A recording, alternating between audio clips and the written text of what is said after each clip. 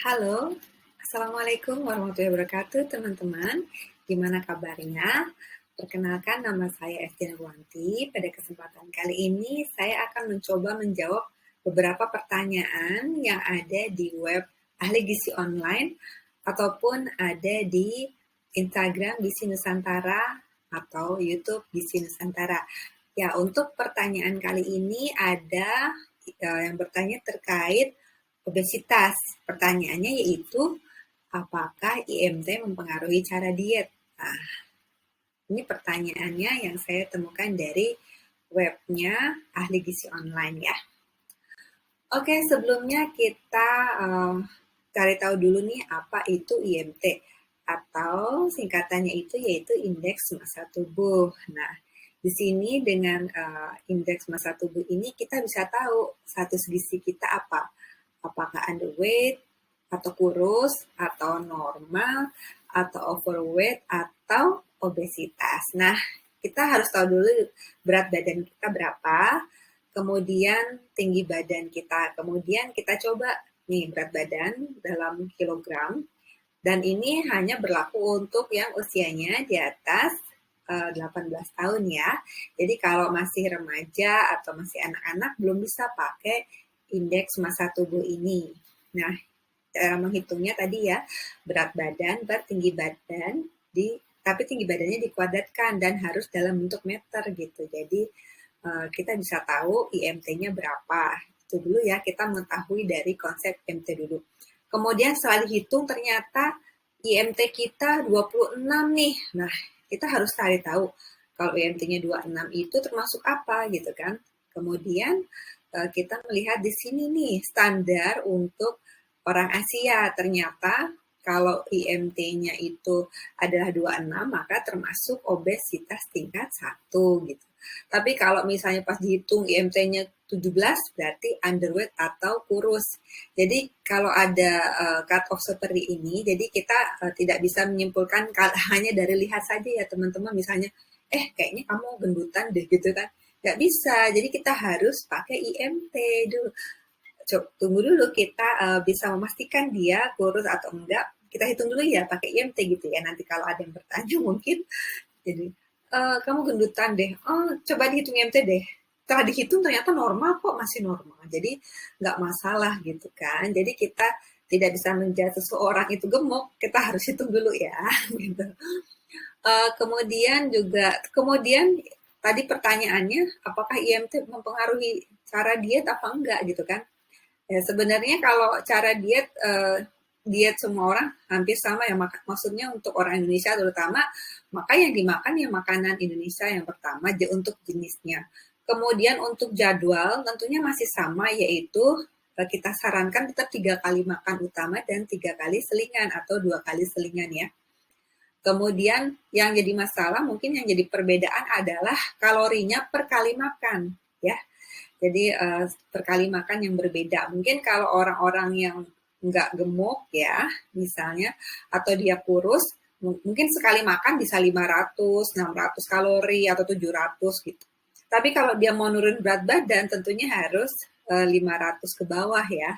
Jadi gitu, jadi bedanya di kalori. Sebenarnya ada perhitungan sih untuk bagaimana menghitung kalori ya.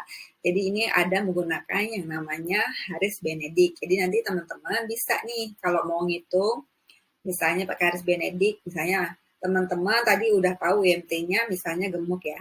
Kemudian kita lihat di sini, kalau misalnya teman-teman perempuan menggunakan rumus yang untuk female ini ya, misalnya 655, kemudian ditambah 9,6 kali berat badannya teman-teman. Kemudian ditambah 1,8 dikali tinggi badannya teman-teman. Kemudian dikurangi 4,7 kali umurnya teman-teman sekarang gitu kan.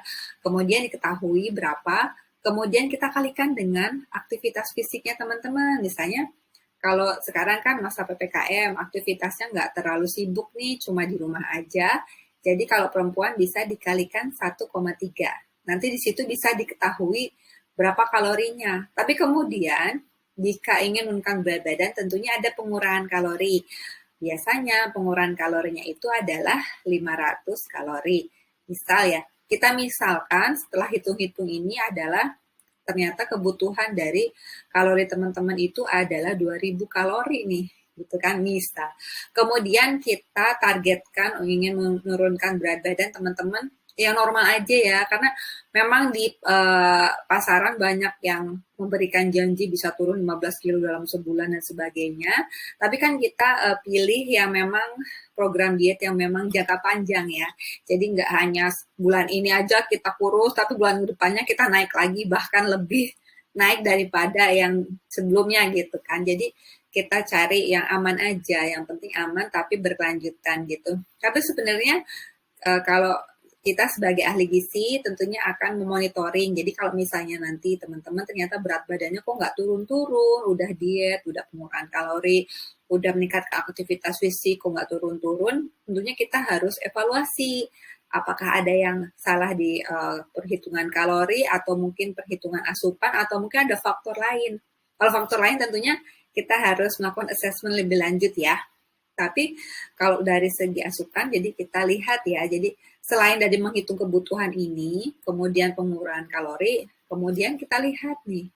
Terus kita sarankan, yang pertama kita sarankan, misalnya 1500 kalori misalnya, tadi teman-teman harusnya di perhitungan itu kebutuhannya 2000 kalori misalnya.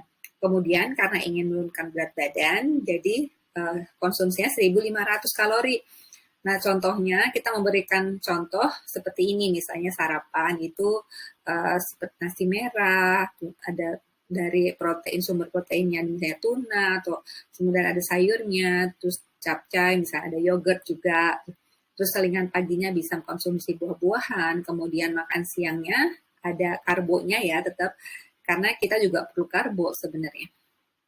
Kemudian misalnya pakai nasi putih, kemudian ada pepes ayam, tentunya kita lebih memilih yang dipepes ya daripada yang digoreng. Kemudian tetap ada sayur-sayurannya. Nah, yang mungkin yang jadi catatan sayurannya ini adalah 10 sendok makan ya teman-teman. Jadi kadang kalau kita kan ngambil sayuran dikit ya, atau mungkin cuma kuahnya aja gitu. Kita coba ngambil sayur itu adalah benar-benar 10 sendok makan gitu kan. Kemudian selingan sorenya misalnya buah-buahan lagi ya, dan memang disarankan memang buah potong ya, karena seratnya masih utuh, karena memang untuk menurunkan berat badan itu memang perlu serat yang jumlahnya sekitar di atas 30 gram ya per hari. Kemudian untuk makan malam bisa nih karbonya bisa kita ganti nih kalau bosen nasi ya, atau mungkin memang untuk alternatifnya lebih baik berbeda-beda gitu kan, beraneka ragam gitu ya. Misalnya untuk malam kita konsumsi kentang panggang gitu. Terus dari sumber proteinnya harus tetap ada. Jadi prinsipnya, jadi kalau kita makan itu harus ada sumber karbo, sumber protein, vitamin mineral dari sayur buah gitu ya, dan ada dari yogurt dan sebagainya gitu ya. Jadi kita harus pertimbangkan itu karena kebutuhan gizi kita ini nggak hanya misalnya protein, nggak hanya kalori, nggak hanya sayur buah, tapi harus lengkap gitu. Jadi yang penting adalah jumlah kalorinya. Jadi setiap yang kita makan misalnya maksimal 500 kalori atau di bawah 500 kalori ya. Kemudian juga makan malam tadi ya, jangan lupa ada sayur buahnya juga ya. Kemudian kita hitung 1500. Nah, yang jadi masalah misal kita diet ini selama 1 minggu, apakah kita bisa mempertahankan 1500 ini? Karena biasanya nih, Senin, Selasa, Rabu kita patuh nih dengan diet yang disarankan. Tapi misalnya setelah weekend, karena diajak makan, banyak acara di luar, akhirnya berlebih. Misalnya, sebenarnya kalau dihitung bisa 2000, 2500, atau 3000, itu jadi masalah. Jadi kadang kita nggak tahu gitu kan, ada acara-acara tertentu yang kita memang tidak bisa memprediksi kalori yang kita konsumsi gitu. Jadi kita kalau bisa sih tetap mempertahankan, misalnya kalau disarankan 1500 ya 1500, dan tidak hanya seminggu 2 minggu, kalau bisa adalah misalnya 3 bulan, 6 bulan, atau bahkan setahun gitu. Jadi dan kita memang tidak menganjurkan misalnya sekarang terlalu rendah misalnya 1000 kalori.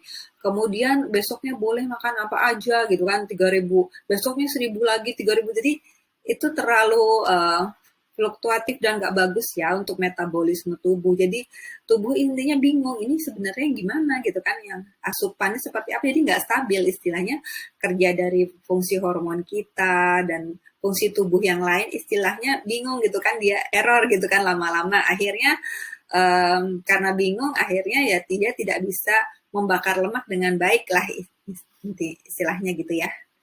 Dan memang ada yang lain yang selanjutnya selain kita memperhatikan kalori dan jenis-jenisnya, kemudian juga kita perhatikan untuk makanan-makanan yang rendah indeks glikemik.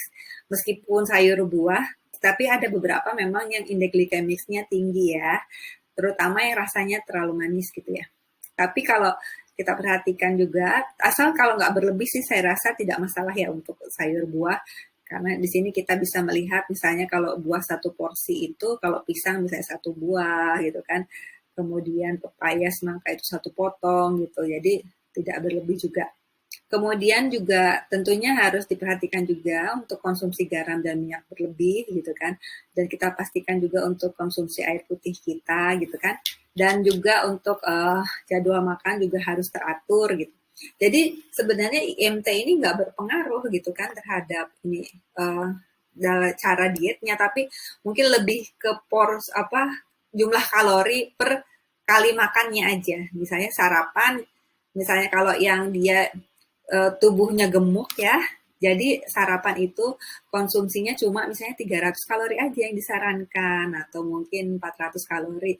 Tapi kalau dia kurus misalnya kita sarankan 600 kalori. Tapi untuk frekuensi jenisnya bisa aja sama. Yang mungkin yang beda itu kalau yang gemuk misalnya nasi merahnya 2 centong ya gitu misalnya. Tapi kalau yang kurus bisa 3 centong gitu kan misalnya. Jadi lebih ke jumlah juga ya mungkin ya, jumlah makanan yang dikonsumsi. Untuk jenisnya bisa aja sama, tapi jumlahnya bisa beda. Dan juga jenisnya juga bisa beda juga, karena itu kan menentukan kalori juga ya. Jadi kita harus bisa menghitung kalori. Jadi kita bisa menggunakan untuk bagaimana kita bisa menghitung kalori, kita bisa menggunakan tentunya aplikasi ataupun di website tentang perhitungan kalori. Jadi tapi awal-awal mungkin agak berat ya, karena setiap yang kita makan dihitung kalorinya, tapi lama-lama kita terbiasa dan kita bisa membayangkan misalnya kalau makanan seperti ini berapa kalorinya gitu. Jadi selanjutnya akan lebih mudah. Oke, sekian untuk menjawab pertanyaan kali ini.